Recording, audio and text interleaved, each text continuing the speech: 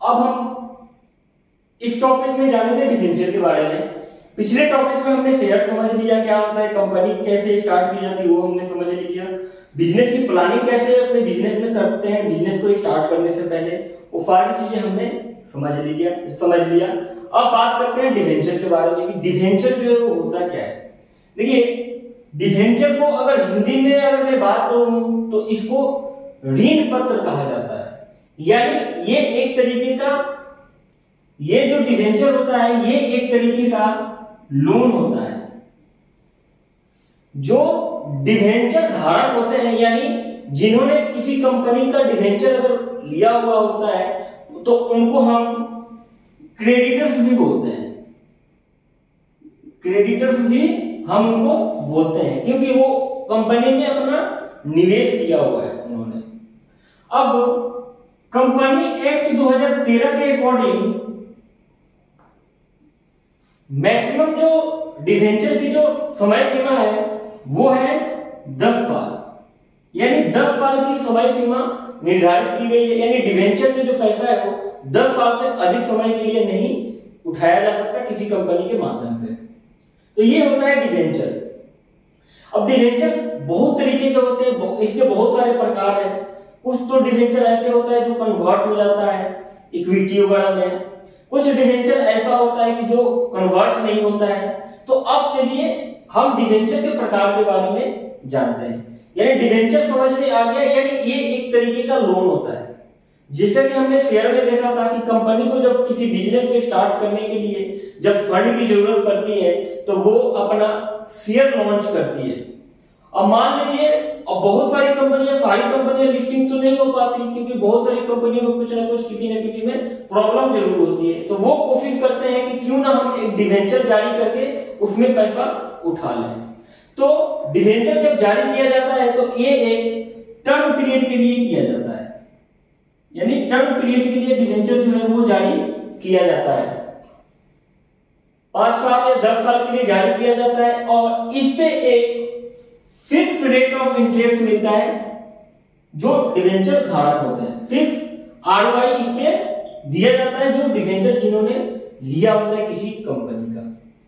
अब डिवेंचर में लोग पैसा, अब एक तरीके से देखा जाए तो डिवेंचर में पैसा बहुत कम लोग होते हैं जो लगाते हैं और बहुत सारे लोग ऐसे भी होते हैं जो लगा भी देते हैं। अब डिवेंचर की अगर मैं सिक्योरिटी की बात करूं तो इसमें सिक्योरिटी ऐसा कुछ नहीं है। यानी आप बिजनेस के फेस वैल्यू पे या कंपनी का जो ओनर है उसके फेस वैल्यू पे आप डिवेंचर में पैसा लगाते हैं। अगर मान लीजिए वो कंपनी डूबती है तो समझ लीजिए आपका पैसा डूब गया, आप कुछ भी नहीं कर सकते। तो ये फेस वैल्यू पे, यानी जैसे कि मान लीजिए मैं जहां रहता हूं उसके बगल में मान लीजिए कोई है और मुझे कुछ अमाउंट की जरूरत पड़ती है तो उस व्यक्ति से जाकर के मैं बोलता हूं कि भाई मुझे कुछ पैसे दे दो उधार, मैं इतने समय में आपको लौटा दूंगा। तो मेरे पास ना ही तो उसको कुछ देने के लिए है, बस वो मेरे फेस वैल्यू पे, अगर उसको मुझे मेरे ऊपर ट्रस्ट होगा तो वो मुझे पैसा देगा, अगर ट्रस्ट नहीं होगा तो वो मुझे पैसा नहीं देगा। तो वैसे ये डिवेंचर जो होता है वो ऐसे ही काम करता है, यानी एक लोन के तरीके से काम करता है। और डिवेंचर और प्रेफरेंस शेयर में कोई ज्यादा अंतर नहीं होता है, दोनों ही ऑलमोस्ट सेम होते हैं। तो ये हो गया डिवेंचर। अब बात कर लेते हैं डिवेंचर के प्रकार के बारे में। डिवेंचर का जो पहला प्रकार होता है वो होता है सेक्यूर्ड डिवेंचर। अब सिक्योर्ड डिवेंचर क्या होता है? जैसे कि मैंने पहले बताया कि डिवेंचर में जो लोग होते हैं वो फेस वैल्यू पे पैसा लगाते हैं, लेकिन बहुत सारे लोग ऐसे हैं, अब मान लीजिए मुझे पैसे की जरूरत है और मैं किसी के पास जाता हूं और उससे बोलता हूं कि भाई मुझे पैसे दे दो कुछ उधार, मुझे इस बिजनेस में लगाना है या मुझे कोई काम है। तो उसको मेरे ऊपर भरोसा होगा तो वो देगा, और भरोसा अगर नहीं होगा तो वो मुझसे बोलेगा कि ठीक है, पैसे की अगर आपको जरूरत है तो मैं देने के लिए रेडी हूं, लेकिन आपको उसके बदले में कुछ मुझे गिरवी देना होगा। यानी एक सुनार जो होता है वो गोल्ड के अगेंस्ट में पैसा लोगों को देता है, यानी गोल्ड लोन जिसको बोलते हैं, उसको हम एग्जांपल के तौर पे सिक्योर्ड डिवेंचर के बारे में उससे हम समझ सकते हैं। यानी सिक्योर्ड डिवेंचर का मतलब ये होता है कि किसी चीज के अगेंस्ट में कंपनी ने पैसा लिया हुआ है। अगर कंपनी पैसा ली हुई है तो उसके अगेंस्ट में कुछ ना कुछ गिरवी जरूर उसके पास रखी है। अब उस कंडीशन में मान लीजिए अगर कंपनी जो अगर वो डूब जाती है तो वो जो व्यक्ति है जो गिरवी कंपनी ने रखा हुआ है उस चीज को सेल कर सकता है और सेल करके अपने पैसे की रिकवरी कर सकता है। इसको हम बोलते हैं सिक्योर्ड डिवेंचर। सिक्योर्ड डिवेंचर आप समझ में आगे क्या होता है। इसका दूसरा जो प्रकार होता है डिवेंचर का वो होता है अनसिक्योर्ड डिवेंचर।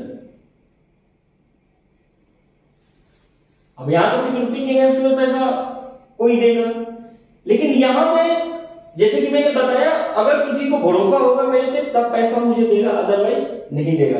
अब यहां पे काम आता है फेस वैल्यू। यहां पे क्या काम आता है, यहां पे काम आता है फेस वैल्यू। अगर मान लीजिए कंपनी का फेस वैल्यू अच्छा है तो अगर उस लोगों को उस पर ट्रस्ट है तो लोग उस पर पैसा लगा सकते हैं। अब कंपनी बोले कि भाई देख मुझे पैसे की जरूरत है, इतने पैसे की जरूरत है, लेकिन मुझे मेरे पास गिरवी रखने के लिए कुछ भी नहीं है।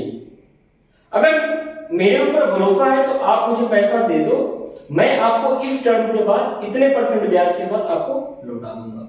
तो वहां पे अगर जिसको भरोसा होता है तो वो क्या करता है, कंपनी को पैसा दे देता है, यानी फेस वैल्यू पे कंपनी को पैसा वहां पे मिल जाता है। उसको हम अनसिक्योर्ड डिवेंचर बोलते हैं। यानी अगर वो कंपनी डूब जाती है या दिवालिया घोषित हो जाती है तो वो पैसा डूब गया, इसलिए ये सिक्योर नहीं होता है। इसका जो तीसरा पॉइंट होता है, तीसरा जो प्रकार होता है इसका वो होता है कन्वर्टेबल डिवेंचर। कन्वर्टेबल का मतलब कन्वर्टेबल से हमें समझ में आता है ये कन्वर्ट होने वाला जो है वो डिवेंचर है। अब इसको एग्जांपल से समझते हैं। मान लीजिए एक एबीसी कंपनी है, ये एक एबीसी कंपनी है और इस कंपनी को पैसे की जरूरत पड़ती है। अब ये किसी व्यक्ति के पास यहां पे आती है किसी पर्सन के पास और ये बोलती है इससे, ये कंपनी इससे बोलती है कि आप एक काम करो मेरे अंदर पैसा लगाओ और इसके बदले हम आपको ये रेट ऑफ इंटरेस्ट देंगे। तो मान लीजिए ये व्यक्ति जैसे कि फेस वैल्यू पे लगाएगा पैसा कंपनी के, या सिक्योरिटी यानी जो सिक्योर डिवेंचर जो होता है उसमें लगाया होगा। तो जो कन्वर्टेबल डिवेंचर जो होता है, अब मान लीजिए कंपनी जो है ये 2 साल से लॉस में जा रही है और ये व्यक्ति जो बोल रहा है, अब इसको दिख रहा है कि मेरा जो पैसा है वो डूबने के कगार पे है और वो डूबते हुए नजर आ रहा है। तो इस व्यक्ति को कंपनी ने ये ऑफर किया कि आप एक काम करो, आपका जो डिवेंचर है आपको हमने कन्वर्टेबल डिवेंचर इशू कर रखा है, आप इसको हमारे कंपनी के इक्विटी में कन्वर्ट कर लो। यानी किस चीज में कन्वर्ट कर लो, इक्विटी में आप इस डिवेंचर को कन्वर्ट कर लो। इसलिए हम इसको कन्वर्टेबल डिवेंचर बोलते हैं कि हम जो पैसा देते हैं इन फ्यूचर जाकर के वो इक्विटी में कन्वर्ट हो सकता है अगर हमें उस तरीके का बॉन्ड ऋण पत्र मिला हो तो। ये होता है कन्वर्टेबल डिवेंचर। उसके बाद इसका जो फोर्थ प्रकार होता है वो होता है नॉन कन्वर्टेबल डिवेंचर। अब इसे ये पता चल रहा होगा आपको कि ये कन्वर्टेबल था, ये कन्वर्ट हो गया, ये नॉन कन्वर्टेबल है। यानी किसी ने अगर पैसा फेस वैल्यू पे कंपनी के लगाया है और वो नॉन कन्वर्टेबल डिवेंचर है तो समझ लीजिए अगर वो कंपनी डूबती है तो वो पैसा डूब गया। यानी ये जो डिवेंचर होता है बहुत ही डेंजर डिवेंचर होता है और सबसे ज्यादा कंपनी कोशिश यही करती है कि यही डिवेंचर इशू किया जाए और इसी डिवेंचर में ज्यादा से ज्यादा कंपनियां पैसा उठाती है। ये समझ में आ गया। अब बढ़ते हैं इसके और 2 प्रकार इसके होते हैं, उसके बारे में हम बातचीत कर लेंगे। डिवेंचर के जो 5वें प्रकार होते हैं वो होते हैं रेडीमेबल डिवेंचर। अब मैं आपको